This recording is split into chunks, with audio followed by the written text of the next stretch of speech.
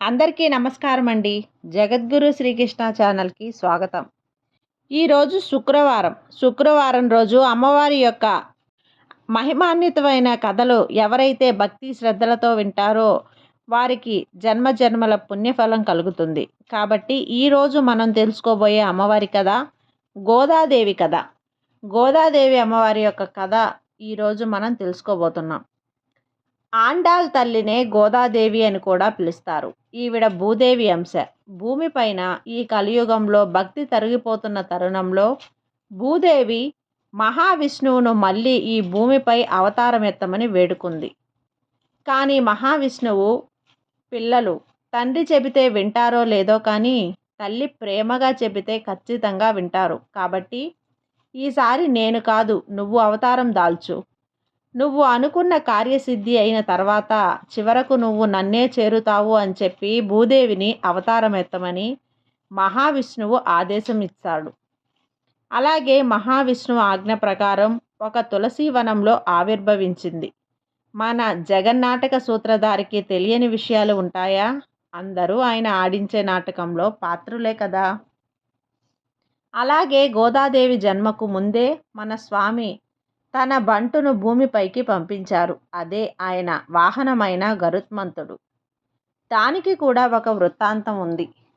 ఒకరోజు క్షీరసాగరంలో హాయిగా పడుకొని ఉండగా మహాలక్ష్మి గరుత్మంతుడిని పొగుడుతుంది. మన గరుత్మంతుడు ఎంత బాగా మీకు అన్ని వేళలా సేవ చేస్తాడో, మీరు ఆయనకు ఎప్పుడూ ఒక వరం కూడా ఇవ్వలేదు. ఎప్పుడైనా పిలిచి ఒక వరమైనా అనుగ్రహించవచ్చు కదా అని సలహా ఇస్తుంది. దానికి మహావిష్ణువు నవ్వుతూ, నువ్వు చెప్పే వరకు నాకు తోచనే లేదే. మంచి పని అనుకున్నాక ఆలస్యం చేయకూడదు లక్ష్మి. ఎప్పుడో ఎందుకు, ఇప్పుడే పిలిచి వరాన్ని ఇచ్చేద్దాం అని గరుత్మంతుడిని పిలుస్తాడు. స్వామి తలుచుకున్నంతటనే గరుత్మంతుడు వేగంగా వచ్చి ఆయన ముందు వాలుతాడు. స్వామి, చాలా రోజులకు నా మీద దయతలచి నన్ను పిలిచారు. ఏం చేయాలో ఆజ్ఞ ఇవ్వండి. తక్షణమే నేను చేస్తాను అని అంటాడు గరుత్మంతుడు. అప్పుడు మహాలక్ష్మి నవ్వుతూ, ఏమి చెయ్యటానికి కాదయ్యా, నీకు ఏమైనా ఇవ్వాలని పిలిచాను స్వామి అని అంటుంది. అమ్మవారి మాటలకు మహావిష్ణువు కూడా నవ్వుతూ, అవును గరుడా, నువ్వు నన్ను అన్ని వేళలా అంటిపెట్టుకొని ఉండి నాకు చాలా సేవలు చేశావు.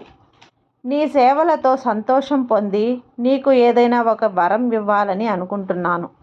కోరుకో అని అంటాడు స్వామి.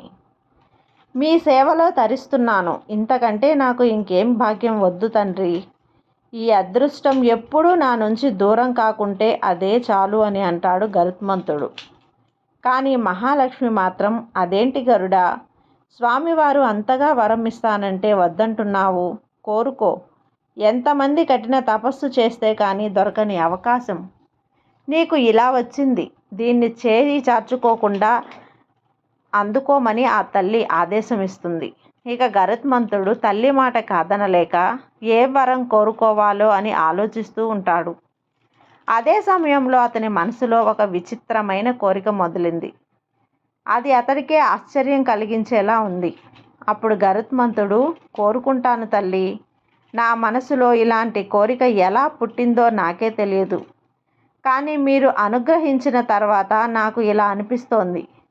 నేను కోరుకున్నాక తప్పుగా అనుకోకండి అని అంటాడు.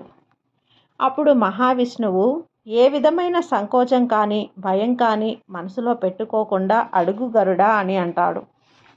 స్వామి, నాకు మీ కాళ్ళు కడిగి కన్యాదానం చేసి మీకు మామగారిని అవ్వాలని ఆశగా ఉంది తండ్రి అని అంటాడు గరుత్మంతుడు.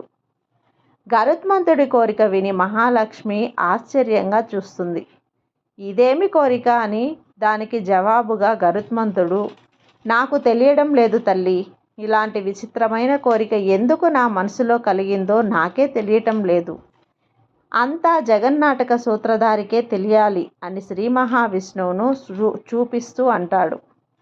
అవునవును, ఏ నాటకానికి ఎక్కడ బీజం మొదలవుతుందో ఈయనకే తెలియాలి అని అనుకుంటుంది మహాలక్ష్మి. అలా ఆ వరం ప్రకారం గరుత్మంతుడు భూమిపైన మన దేశంలోని తమిళనాడులోని శ్రీవిల్లిపుత్తూరు అనే ఊరిలో విష్ణు చిత్తడు అనే పేరుతో జన్మిస్తాడు. ఆయనకు ఊహ తెలిసినప్పటి నుంచి ఒక పూల తోటను పెంచుకుంటూ అక్కడి పూలను తులసి మాలలను కట్టి అదే ఊరిలో ఉన్న వటపత్ర సాయి అనే స్వామికి ఈ పూలతో చాలా అందంగా అలంకారం చేస్తూ జీవితాన్ని గడిపేవాడు. ఆయన ఆ జన్మ బ్రహ్మచారిగా ఉండాలని నిశ్చయించుకున్నాడు. జీవితాంతం స్వామివారిని సేవించుకుంటూ ఉంటే చాలు, ఇంకేమీ వద్దు, సంసార బంధనాల్లో ఇరుక్కోకూడదు అని అనుకున్నాడు. కానీ ఆయనను చూస్తే గుడిలో చాలామందికి అసూయ. ఆయన స్వామిని అలంకరించడం మొదలుపెట్టాక గుడిలో భక్తుల సంఖ్య పెరిగింది. భక్తులకు ఆయన పట్ల గౌరవం పెరిగింది. గుడికి వచ్చే భక్తులు ఆయన చేసే అలంకారం చూడడానికి భక్తులు వచ్చేవారు. అలా అనడం కంటే ఆయన స్వామిని ఎవరు చేయలేని విధంగా అంత అందంగా అలంకరించేవారు అని చెప్పాలేమో. ఆయన స్వామి అలంకరణ చేయటం పూర్తి అయ్యాక స్వామిని చూడటానికి 2 కళ్ళు చాలవు అన్నట్లుగా చాలా అద్భుతంగా స్వామిని అలంకరించేవారు విష్ణు చిత్తుల వారు. కానీ ఆ గుడిలో కొంతమందికి మాత్రం ఆ మాట అస్సలు నచ్చేది కాదు. ఈ విష్ణు చిత్తుడు రాకముందు మన మాట చెల్లేది. ఊళ్ళోని పెద్ద మనుషులు అందరూ ఈ విష్ణు చిత్తువుకే జేజేలు కొడుతున్నారు అని మనసులో ద్వేషాన్ని పెంచుకున్నాడు. మన తల్లి ఆవిర్భావానికి ఒక్కరోజు ముందు గుడిలో ఉన్నటువంటి అఖండ దీపం మారిపోయింది. ఏదో అశుభం జరుగుతుంది అని అనిపించేలా భయంకరంగా గాలులు వీస్తున్నాయి.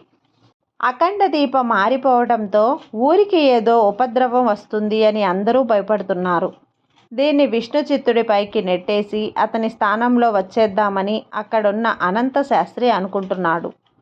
విష్ణు చిత్తుడిని అందరూ పొగడటం అనంత శాస్త్రికి అస్సలు ఇష్టం లేదు. అంతలో అక్కడికి రంగనాథ స్వామి ఒక యంత్రిత్రుల రూపంలో వచ్చారు. వచ్చి అక్కడ గర్భగుడిలో ఉన్న స్వామికి నమస్కరిస్తున్నారు. అక్కడ ఆయన్ని చూసి పూజారి గారు నమస్కరించి తమరు ఎవరు అని అడిగారు. నన్ను అందరూ భరద్వాజ యతీంద్రులు అని అంటారు. నాది బదరీకాశ్రమం. దేశంలో ఉన్న అన్ని వైష్ణవాలయాలను దర్శిస్తూ వటపత్ర సాయి అయిన రంగనాథుడిని దర్శించుకోవాలని ఇక్కడికి వచ్చాను అని అంటాడు. అప్పుడు ఆలయ అర్చకులు ఆయన తేజస్సు చూసి ఈయన త్రికాల జ్ఞానిలాగా ఉన్నారు అని అనుకొని స్వామి ఆలయంలో ఎన్నో ఏళ్లుగా వెలుగుతున్న అఖండ దీపం ఉన్నట్లుండి ఆరిపోయింది. దీనికి కారణం ఏంటో పరిహారం ఏంటో చెబుతారా అని అడుగుతారు.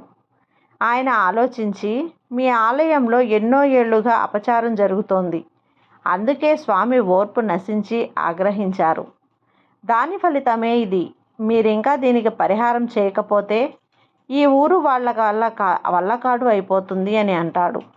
ఆయన మాటలకు అక్కడున్న బ్రాహ్మణులందరూ భయపడిపోయి ఎవరి వల్ల అపచారం జరిగింది స్వామి అని అడుగుతారు. మీలో విష్ణు చిత్తుడు ఎవరు అని అడుగుతాడు ఆయన. అప్పుడే ఆలయంలోకి వస్తున్న విష్ణు చిత్తుడు నేనే స్వామి, ఆ విష్ణు చిత్తుణ్ణి నేనే అని చెప్తాడు. నీవేమైనా ఎంతటి ద్రోహానికి పాల్పడిన వాడివి అని అడుగుతాడు ఆయన. విష్ణు చిత్తుడు ఆశ్చర్యంగా నేనేమి ద్రోహం చేశాను స్వామి, ప్రతినిత్యం నిష్కల్మంగా స్వామి మీద భక్తితో పూలమాలను కట్టి ఆయనను అలంకరిస్తాను.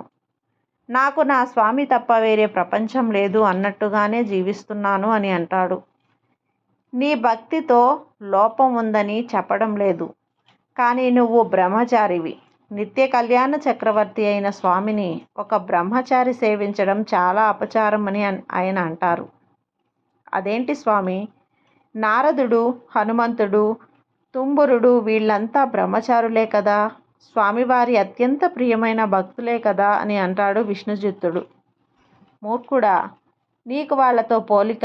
వాళ్ళు మానవులు కారు, బ్రహ్మమానస పుత్రులు, కారణ జన్ములు.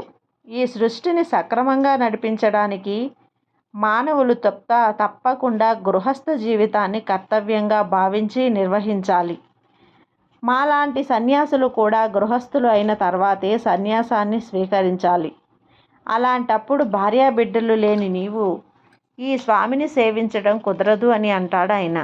ఆయన మాటలకు అక్కడ గుడిలో ఉన్న కొంతమంది ఆడవాళ్ళు ఏంటి స్వామిని అలా అంటారు, ఈ విష్ణు చిత్తుల వారు అలంకరించడం మొదలుపెట్టాకే స్వామిని చూడడానికి దూర దూర రాజ్యాల నుంచి జనం వస్తున్నారు.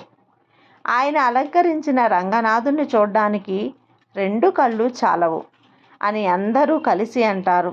దానికి ఆయన అర్చకులతో, ఆడవాళ్ళ మాటలను నమ్ముకొని మీరు ఈ విషయాన్ని ఉపేక్షిస్తే ఈ ఊరు వల్లకాడవటం ఖాయమని అంటాడు. మళ్ళీ విష్ణుచిత్తుడిని చూస్తూ, ఏం విష్ణుచిత్త, వివాహం చేసుకుంటావా లేకపోతే ఈ క్షణమే ఆలయాన్ని వదిలి వెళ్తావా అని అడుగుతాడు ఆయన. నేను సంసార బంధంలో చిక్కుకోవాలని అస్సలు అనుకోవటం లేదు. ఈ జీవితం స్వామికే అంకితం చేయాలని అనుకుంటున్నాను. నా ప్రాణాలు పోయినా నేను నా నిర్ణయాన్ని మార్చుకోను అని అంటాడు విష్ణుచిత్తుడు. అలా అయితే ఈ క్షణమే ఆలయం వదిలి వెళ్ళు. అమ్మలందరూ నువ్వే స్వామిని అలంకరించాలి అని కోరుకుంటున్నారు కాబట్టి వీళ్ళ వాక్కును అమ్మవారి వాక్కులా భావించి నీకు 10 రోజులు గడువు ఇస్తున్నాను. మర్యాదగా నువ్వు నీ నిర్ణయాన్ని మార్చుకొని ఈ 10 రోజుల లోపల పెళ్లి చేసుకొని గృహస్థుగా మారితే నువ్వు స్వామివారి సేవకు అర్హుడవు అవుతావు. లేకపోతే శాశ్వత స్వామి సేవకు దూరం అవుతావని గుర్తుపెట్టుకో అని అంటాడు ఆయన. ఆయన చెప్పడం ఆలస్యం. అనంతశాస్త్రి అతని అనుచరులతో అక్కడికి వచ్చి విష్ణుచిత్తుడిని పట్టుకొని ఆయన్ని ఆలయం బయటికి తోసేస్తాడు. విష్ణుచిత్తుడు ఇంకేమి చేయలేక ఏడుస్తూ తన ఇంటికి వెళ్ళిపోతాడు. ఇదే బాధలో నిద్రాహారాలు మాని ఏడుస్తూ కూర్చుంటాడు. మరుసటి రోజు బాధపడుతూనే ఎవరూ ఒప్పుకోరు అని తెలిసినా కూడా స్వామి సేవ కోసం పూలు తీసుకొని రావాలని తన పూల తోటలోకి వెళ్తాడు. ఆయన పూల తోటలోని ఒక పక్క దట్టంగా పెరిగిన చిన్న తులసి తోటలో తులసి మొక్క కింద తులసి మొక్క మొదట్లో చాలా అందంగా పూలు పరిచి ఆ సుకుమారమైన పువ్వులపైన ఒక అందమైన అమ్మాయిని, ఇంత పసిపాపని ఎవరు ఈ తోటలో వదిలిపెట్టారు అని ఆలోచిస్తున్నాడు. వెంటనే ఆ పసిపాపను ఎత్తుకొని తన గుండెలకు హత్తుకొని ఇంత చిన్న పాపని తోటలో వదిలి వెళ్ళటానికి ఎవరికి మనసు వచ్చింది అనుకుంటూ చుట్టుపక్కల చూస్తున్నాడు. కానీ అక్కడ తనకు ఎవరూ కూడా కనపడటం లేదు. తర్వాత ఊళ్ళోకి వెళ్ళి అందరికీ చెప్పి ఎవరైనా పిల్లల్ని వదిలేసి వెళ్ళారేమో ఈ పాపని అని అడుగుతున్నాడు. కానీ ప్రతి ఒక్కరూ మాకు తెలియదు అన్న జవాబే ఇస్తున్నారు. ఇక్కడ విష్ణుచిత్తునికి పాప దొరికిన వెంటనే అక్కడ గుడిలో అఖండ దీపం చాలా అఖండంగా వెలుగుతుంది. అందరూ ఆశ్చర్య ఆనందాలతో ఇది ఎలా జరిగింది అని ఆలోచిస్తున్నారు. అప్పుడు విష్ణుచిత్తుడు పాపను తీసుకొని గుడిలోకి వస్తాడు. తనకు ఈ పాప తులసి వనంలో దొరికిందని, ఈ పాప తల్లిదండ్రులు ఎవరైనా ఉంటే తీసుకువెళ్ళమని ఊళ్ళో అందరికీ ఈ విషయం చెప్పమని చెబుతాడు. అది చూసి అనంతశాస్త్రి ఈ విష్ణుచిత్తుడు బ్రహ్మచారి అని మనందరితో చెప్పి బయట ఎక్కడో గుట్టుగా సంసారాన్ని వెలగబెడుతున్నాడు. ఇప్పుడు ఆ యతీంద్రులు చెప్పడంతో ఇలా పాపతో వస్తున్నాడు అని వెక్కిరిస్తాడు. స్వామివారి సాక్షిగా ఈ పాప ఎవరో నాకు తెలియదు. అందుకే కదా ఎవరైనా ఈ పాపకు సంబంధించిన వాళ్ళు ఉంటే వెళ్ళమని చెబుతున్నాను అని అంటాడు. ఊళ్ళో వాళ్ళంతా అఖండ దీపం వెలిగింది అన్న ఆనందంలో గుడిలోకి వస్తారు. వాళ్ళందరూ విష్ణుచిత్తుడు చెబుతున్న మాటలు విని ఆ పసిబిడ్డను చూసి ఆ పసికందు మొహంలోని తేజస్సును ఈ పాప ఎవరో కారణ జన్మురాలులా కనిపిస్తోంది. జనక మహారాజుకు సీతమ్మ దొరికినట్లు మీకు ఈ బంగారు తల్లి దొరికింది అని కొందరు అంటారు. పాప మీలో ఎవరేదైనా ఉంటే తీసుకోండి అని అడుగుతున్నందుకు అక్కడ ఉన్న ప్రతి ఒక్కరూ స్వామివారి సాక్షిగా మా బిడ్డ కాదు అని అంటారు. అప్పుడు విష్ణుచిత్తుడు ఆ బిడ్డను వదలలేక అలాగైనా ఆ బంగారు తల్లిని నేనే తండ్రి అన్నీ నేనే అయి పెంచుకుంటాను అని అంటూ ఆ బిడ్డను స్వామివారి పాదాల దగ్గర పడుకోబెడతాడు. అప్పుడు రంగనాథ స్వామి బిడ్డ పైన ఆశీర్వాదంగా స్వామి చేతుల్లోని పూలు బిడ్డ పైన పడతాయి. అది చూసిన పురోహితులు స్వామివారి ఆశీర్వాదం కూడా దొరికింది, ఇంకేం శుభం, ఈ బిడ్డ ఇక నుంచి నీ విష్ణు బిడ్డ, విష్ణుచిత్త నీ బిడ్డే, ఈ బంగారు తల్లి నీ కోసమే భూమిపైకి వచ్చినట్లుంది. స్వామివారు నీ చేత పూల సేవ చేయించుకోవాలని ఇలా నిన్ను అనుగ్రహించారు అని అంటాడాయన. పురోహితుల మాటలకు సంతోషంతో పొంగిపోయిన విష్ణుచిత్తుడు ఆ పాపను పెంచుకోవటానికి సిద్ధమైపోతాడు. ఆ బిడ్డకు స్వామివారి సమక్షంలోనే గోదాదేవి అని నామకరణం చేస్తాడు. ఈరోజు శుక్రవారం గోదాదేవి యొక్క నామకరణం వరకు ఈ కథను విన్నాం. మరొక వీడియోలో ఆమె పెరుగుదల, ఆమె బాల్యం, పెళ్ళి అన్ని విషయాలు పూర్తి వివరాలతో మీ ముందుకు ఇంకొక వీడియో ద్వారా వస్తాను. ఈ వీడియో కనుక మీకు నచ్చినట్లయితే లైక్ చేసి సబ్స్క్రైబ్ చేయండి. మరికొంతమందికి షేర్ చేయండి. సర్వే జన సుఖినో భవంతు.